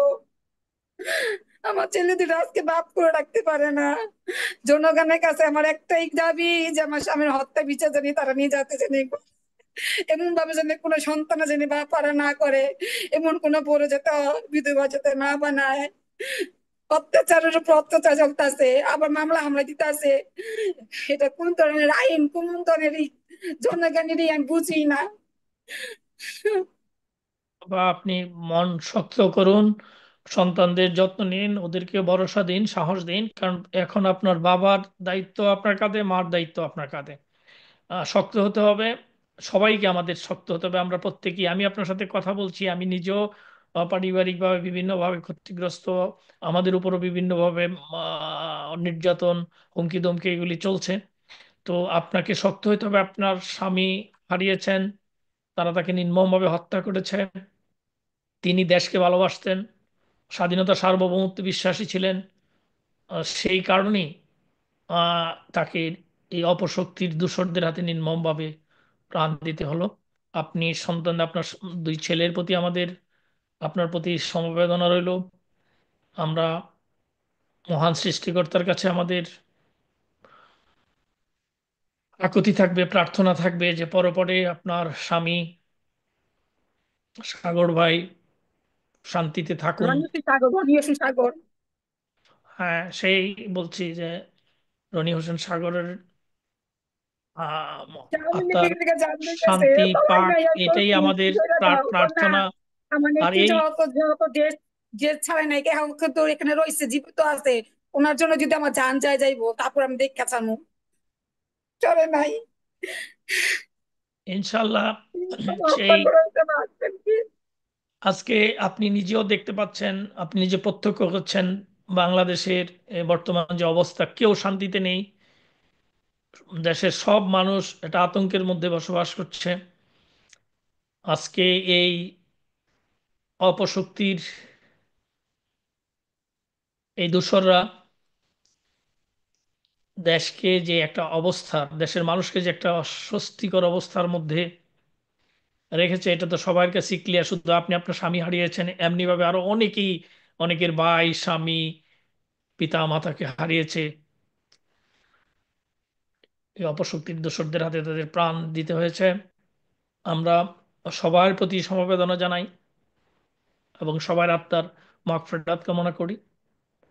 আপনার প্রতি আমাদের আবারও একই কথা থাকবে যে আপনি আপনার সন্তানদের নিয়ে ভালো থাকার চেষ্টা করুন, তাদেরকে আপনার সর্বোচ্চ দিয়ে মানুষ করার চেষ্টা করুন। এই অন্ধকার কেটে যাবে খুব দ্রুত, ইনশাআল্লাহ। এবং আপনার স্বামীর হত্যাকারীদের বিচার বাংলাদেশে হবে একদিন, এতে কোনো সন্দেহ নেই। তো আপা, আপনাকে ধন্যবাদ, আপনি আমাদের সাথেই থাকুন। এখন আমরা কথা বলবো আদনান আব্দুল্লাহ আবিদ বাবুর সঙ্গে। বাবু ভাই, আপনি আপনার পরিচয় দিয়ে কথা বলা শুরু করুন। বাবু ভাই, আনমিউট করুন নিজেকে। জি, ধন্যবাদ নজরুল ইসলাম ভাই। আমি আদনান আব্দুল্লাহ আবিদ, চট্টগ্রাম দক্ষিণ। জি বলুন। জি নজরুল ভাই, এই 1971-এর অপশক্তির এই যারা অপশক্তি ছিল, তারা কোটা আন্দোলনকে ইস্যু করে জননেত্রী শেখ হাসিনাকে দেশ ত্যাগ করতে বাধ্য করেছেন। তারাই ওই আপনার 5ই আগস্টের পরে যে নৈরাজ্য চালিয়েছে সারা বাংলাদেশে একই সময় ধরে, ওই নৈরাজ্য চালানোর উপর ভিত্তি করে আমাকে মিথ্যা মামলা এবং আমার ফ্রেন্ডদেরকে মিথ্যা মামলা দিয়েছে, আমার বাড়িঘর বিভিন্ন ধরনের হুমকি এবং আমার দোকানপাট দখল করে ফেলছে। এগুলো প্রতি মুহূর্তে কন্টিনিউ হুমকি দিচ্ছে, থানা দাবি করতেছে এবং আমাদের ইউনিয়নের এ, এ, কয়েকজনকে একেবারে পঙ্গু করে দিছে। যে আপনার উপর যে, আপনার নামে যেসব মামলা, মিথ্যে মামলা হয়েছে, এই মামলা কারা করেছে?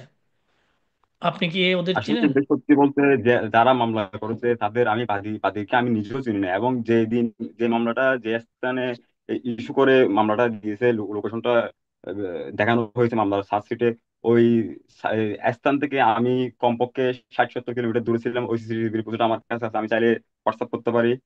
এবং জননেত্রী শেখ হাসিনাকে এ, এ, বাদী করে, 1 নম্বর আসামি করে আমাকে যে মামলাটা দিয়েছে, ওই ওই স্থানে আমি ছিলামই না। তো মামলা করলো কারা? আর কি জানতে পারছেন? এই কি আপনার এলাকার হ্যাঁ, হ্যাঁ, যারা, হ্যাঁ। এরা কারা যারা আমার মামলাকারী? মামলা দায়ের হ্যাঁ যারা হ্যাঁ, করেছে এরা কারা? ওরা হলো জামাত বিএনপির অপশক্তি, মুক্তিযুদ্ধের অপশক্তি, যারা জামাত আচ্ছা, বিএনপির সক্রিয় এদেরকে নেতা আমি ছিল। হ্যাঁ, আমি স্পেসিফিক জানতে চাচ্ছিলাম যে আপনার নামে, আপনার নামটা যারা জুড়ে দিয়ে এই মামলার সাথে জুড়ে দিয়েছে অন্যদের সাথে, ওই এরা কারা? এদেরকে কি আপনি পার্সোনালি চিনেন? ওদের যে জামাত বিএনপির কথা বললেন, ওদের দুই চারজনের নাম বলতে পারেন? দুজনের নাম বলতে মানে আমি চিনি যে যারা আমার ঘরে কন্টিনিউ হুমকি টুমকি দিচ্ছে, আমাদের আব্বুকে এসে হুমকি দিচ্ছে, ওদেরকে চিনি, কিন্তু আসলে নামটা কে দিচ্ছে আমি নিজেও জানি না।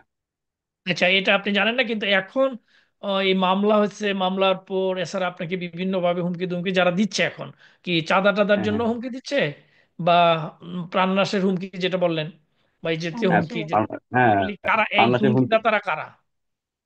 প্রাণনাশের হুমকি শুদ্ধ, এবং ফোনে কন্টিনিউ চাঁদা দাবি করতেছে, বাড়িতে গিয়ে আমাদের ফ্যামিলির লোকজনকে হয়রানি করতে কন্টিনিউ প্রাণনাশের হুমকি দিচ্ছে, বাড়িতে না আসার জন্য ও, আব্বুকে বলতেছে, ফাইলে ডাইরেক্ট জবাই করতেছে, এবং আমার দুলাভাইকে, আমার দুলাভাই যে যেখানে দোকান ব্যবসা প্রতিষ্ঠান আছে, ওই ব্যবসা প্রতিষ্ঠানে গিয়ে আমাকে কমপক্ষে এই 3 মাসের মধ্যে 5ই আগস্টের পর থেকে 50 বারের উপরে আমাকে খুঁজতে গেছে।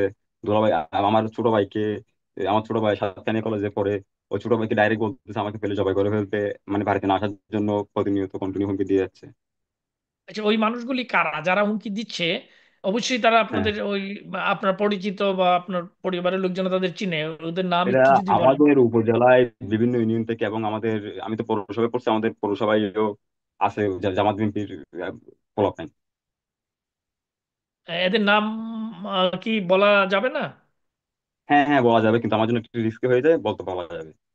আচ্ছা আচ্ছা আচ্ছা আচ্ছা। আচ্ছা আচ্ছা, আপনার এই যে প্রাণনাশের হুমকি, বিভিন্ন ধরনের নির্যাতনের যে কথাগুলো আপনি বললেন, আপনি কি পুলিশের শরণাপন্ন হয়েছিলেন, বা আপনার পরিবার থেকে হুজুর, আপনার আপনি আব্বার ভালো কথা করে জানেন, বললেন? 5ই আগস্টের পর থেকে থানায় এরকম কোনো ছিল না, ওই সুযোগ ছিল না যে থানায় গিয়ে আমাদের আওয়ামী লীগের পোলাপাইনরা হয়তো বা আমাদের দলের কর্মী সমর্থক যারা আছে থানায় গিয়ে একটা আশ্রয় নিবে। এবং আপনি ভালো করে জানেন 5ই আগস্টের পর থেকে অনেকদিন পর্যন্ত থানা শাসন ছিল না। হ্যাঁ, আপাতত তা ঠিক। মোটামুটি একটু ইয়ে হয়েছে। হ্যাঁ, মানে তার মানে আর আপনি এখন তো হ্যাঁ, জিডি করতে পারেন নাই, মানে পুলিশের হ্যাঁ শরণাপন্ন, পুলিশকে হ্যাঁ জিডি জানিয়ে করতে পারি রাখা না, যে শুধু ওইখানে। মূলত আমি আমি এখন আমার বাড়ির বাড়িতে থাকতে পারতেছি না, এলাকার বাইরে আছি, ওইখানে নির্দিষ্ট স্থানে যাইতে পারতেছি না, আমি কিভাবে গিয়ে করবো, প্রতিমত প্রাণনাশের হুমকি আসতেছে। আচ্ছা আচ্ছা আচ্ছা। ওই শ্বশুর ভাই, দুঃখের বিষয় কি জানেন, ওই যে 5ই আগস্টের পর থেকে আমার আব্বুর বয়স প্রায় 75-এর উপর হবে, আমার আব্বু হঠাৎ করে অসুস্থ হয়ে গেছে। আমি আমার আব্বুর কে পর্যন্ত দেখতে যেতে পারি নাই। এমনকি আল্লাহ না করো, যদি আমাদের পরিবারে যদি কোনো একটা যদি একটা দুর্ঘটনা হয়, আমি কালকে বাড়িতে যাইতে, আমাদের মা বাবার শেষকৃত্য করতে পারবো, দাফন করতে পারবো, জানাজা যাইতে পারবো, এরকম একটা সন্দেহ আছে। আহ, যাক, এটা তো খুবই দুঃখজনক। এখন অপেক্ষা, যারাই হুমকিদাতা, যারা আপনার উপর নির্যাতন নিপীড়নের জন্য উদ্যত হয়েছিল বা এখনো চেষ্টা করছে আপনার ফ্যামিলির উপর বিভিন্ন রকমের মানসিক নির্যাতনের বা এইভাবে আপনার প্রাণনাশের হুমকি যারা দিচ্ছে, অবশ্যই এই অবস্থা থাকবে না এদের সবার।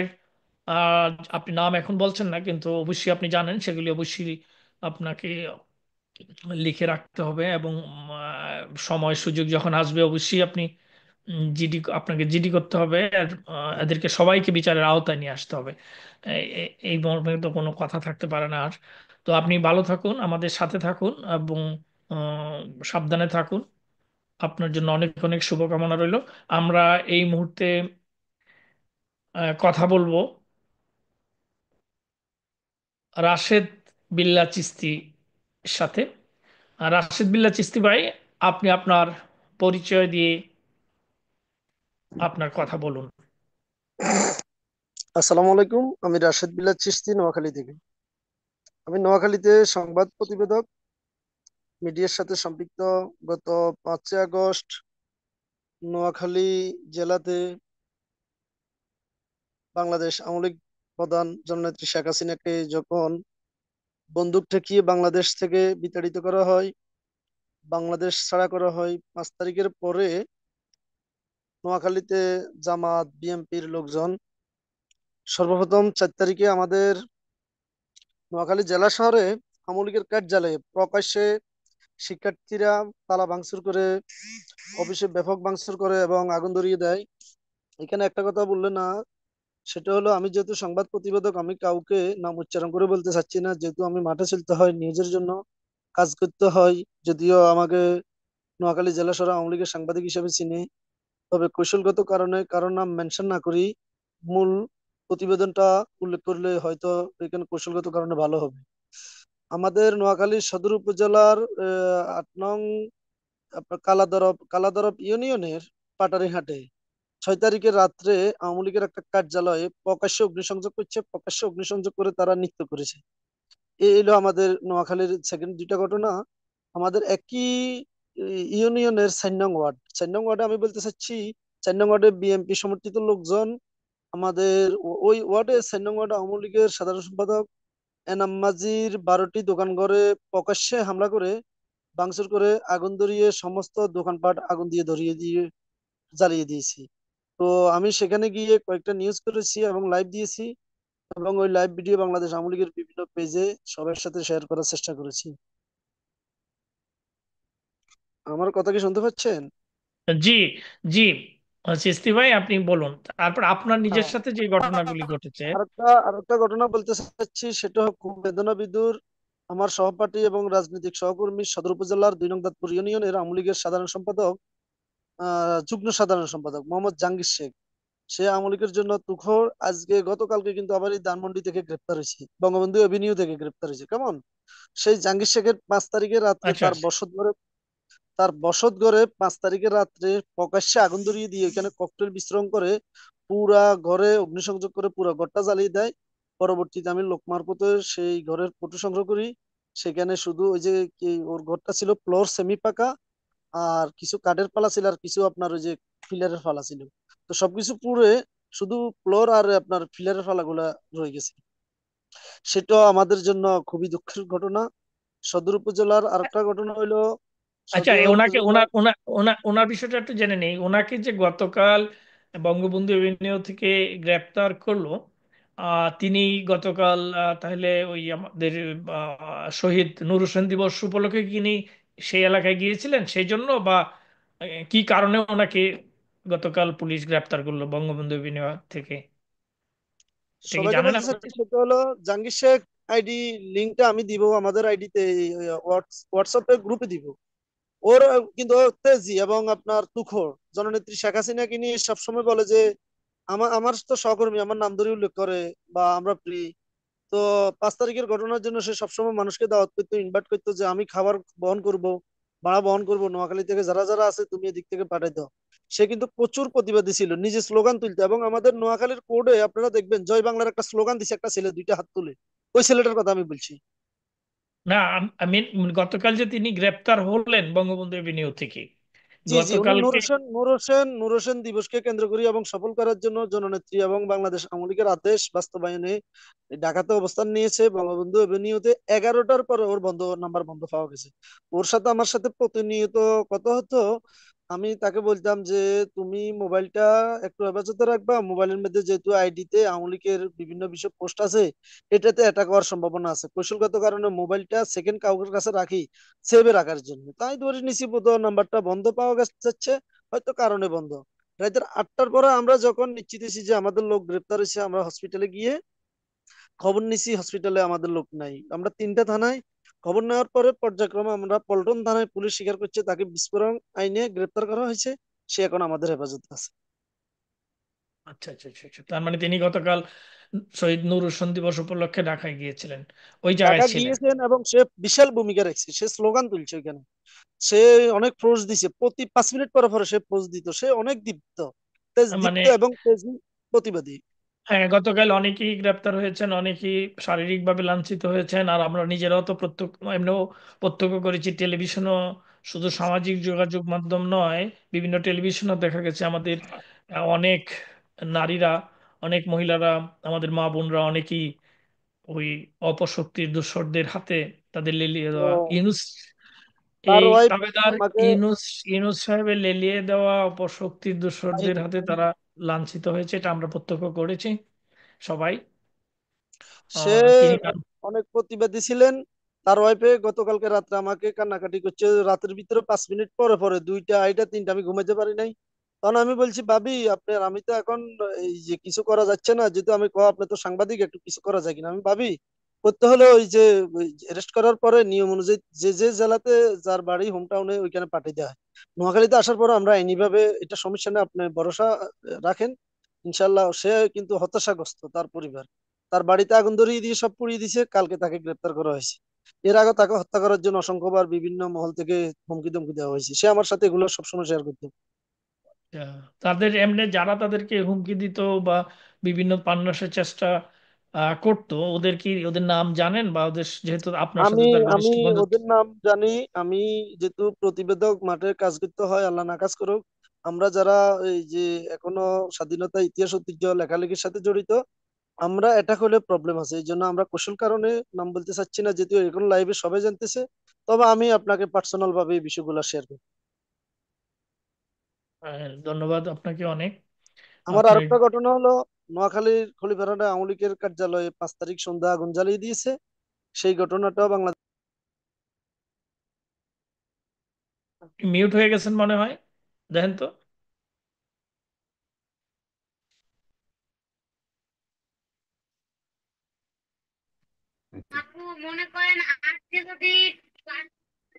শুনতেছেন চিস্তি ভাই? আপনি কি আছেন?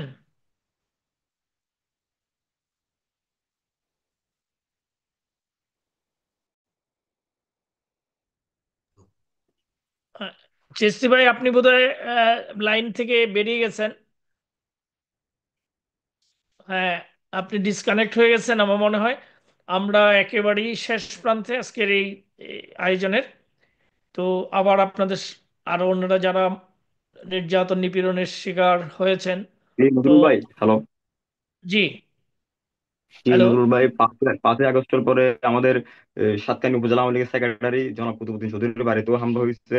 এবং ওই ওনাদের ইউনিয়নে ওই ইউনিয়ন আওয়ামী লীগের সেক্রেটারি জনাব সাইফুল ইসলাম ভাইকে জামাত শিবিরের তারা দোকান করে যাওয়ার সময়, উনি একটা চায়ের দোকান করতে, দোকান করে যাওয়ার সময় রাতের অন্ধকারে দুই পায়ে দুই পায়ে ভেঙে দেওয়া হয়েছে। ওটা বাংলাদেশ আওয়ামী লীগ ভেরিফাইড পেজে আপনাদের পোস্ট দেওয়া আছে।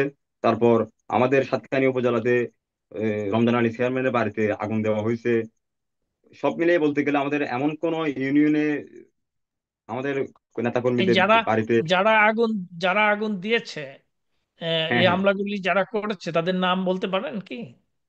হ্যাঁ, ওইটা আপনাদের আমাদের বাংলাদেশ আওয়ামী লীগ ভেরিফাই পেয়েছে, আপনাদের ইয়া করা আছে, পুষ দেওয়া আছে না না, ওনার আপনি আমাদের আজকের ইউনিয়ন।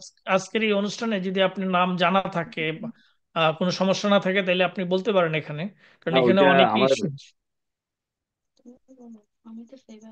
না, ওইটা আমার আমার ফ্যামিলির। এখন আমি হলাম বাইরে, আমি বাইরে বাইরে হলে কিন্তু হ্যাঁ, আমার আপনার ফ্যামিলি, আমার আপনার ফ্যামিলি। নিরাপত্তার হ্যাঁ, প্রশ্নে আপনি নিরাপত্তার। বলতে চাচ্ছেন না। ধন্যবাদ। হ্যাঁ, হ্যাঁ, হ্যাঁ, মানে ওটা আমরা সবাই সবই জানে। শুনলাম আজকে। আমরা একবারই শেষ প্রান্তে, এখন আমরা আমাদের অনুষ্ঠান এমনি নির্ধারিত যে সময় ছিল তার চেয়ে অনেক বেশি সময় হয়ে গেছে। তো আবার কথা হবে আপনাদের সাথে, এছাড়া আরো অন্যরা যারা বিভিন্নভাবে নির্যাতন নিপীড়নের শিকার হয়েছেন তাদের সাথে আমরা ধারাবাহিকভাবে এই অনুষ্ঠানেই কথা বলবো।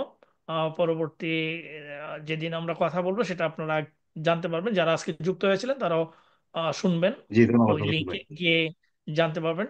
তো আপনাদের এই কষ্ট করে এই যে আপনার অজ্ঞাত জায়গা থেকে আপনারা নিজেরা নিরাপত্তার জন্য পালিয়ে আছেন, বিভিন্ন জায়গায় কষ্ট করে আছেন, তার যার মধ্য থেকে আপনারা আমাদের এই অনুষ্ঠানে যুক্ত হয়ে আপনাদের এই নির্যাতন নিপীড়নের গল্প বললেন, আংশিক হলেও আমরা শুনলাম। আমরা সবাই বেদনাহত আপনাদের কথা শুনে। আপনাদের সবার প্রতি শুভেচ্ছা জানাই, আপনাদের জন্য অনেক অনেক শুভকামনা রইল। মহান সৃষ্টিকর্তা আপনাদের মঙ্গল করুন। তো আমরা দৃঢ়তার সাথে, একজন মানুষ হিসাবে আমার নিজের জায়গা থেকে, নিজের উপলব্ধি থেকে, এবং ইতিহাস তাই বলে, এই অন্ধকার থাকবে না। এই আজকে বাংলাদেশকে অপশক্তি দল যে অন্ধকার দিকে নিয়ে যাওয়ার অপচেষ্টা করছে। এই চেষ্টা ব্যর্থতায় পর্যবসিত হবে, এটা আর বলার অপেক্ষা রাখে না। আপনারা দেশে আছেন, উপলব্ধি করতেছেন আজকে দেশের মানুষ প্রতিটি মুহূর্তে ওদের প্রতি ধিক্কার জানাচ্ছে। তারা বাংলাদেশের মহান স্থপতি, জাতির পিতা বঙ্গবন্ধু শেখ মুজিবুর রহমানের সুযোগ্য কন্যা মাননীয় প্রধানমন্ত্রী জননেত্রী শেখ হাসিনার প্রয়োজনীয়তা অনুভব করছে, বলতে শুরু করেছে। আমরা অহরহই সামাজিক যোগাযোগ মাধ্যমে বিভিন্ন মিডিয়াতে শুনতে পাচ্ছি, দেশের খেটে খাওয়া মানুষ থেকে শুরু করে সর্বস্তরের মানুষের মুখে আওয়াজ উঠছে, আমরা শেখ হাসিনাকে আবার পেতে চাই, শেখ হাসিনাকে এনে দাও, ইত্যাদি ইত্যাদি। তো এই যে আপনাদের উপর নির্যাতন নিপীড়ন, শুধু আপনারা আজকে 6 জন আমাদের সাথে কথা বললেন, আপনাদের নির্যাতনের আংশিক চিত্র আমাদের সামনে ধরে তুললেন। আমরা আপনাদের কথাগুলো রেকর্ড রয়েছে, এগুলো আমরা আন্তর্জাতিক সম্প্রদায়ের কাছে, আন্তর্জাতিক জাতিসংঘের আন্তর্জাতিক মানবাধিকার কাউন্সিল, তারপর European union, amnesty international, Commonwealth secretary general, জাতিসংঘের মহাসচিব এবং বিশ্বের বিভিন্ন দেশের সরকার এবং বিরোধী দলের কাছে এই আপনাদের বক্তব্য এবং নির্যাতনের চিত্র আমরা ধরে তুলব। আবারও আপনাদের জন্য শুভকামনা। সবাই ভালো থাকুন, সুস্থ থাকুন। জয় বাংলা, জয় বঙ্গবন্ধু।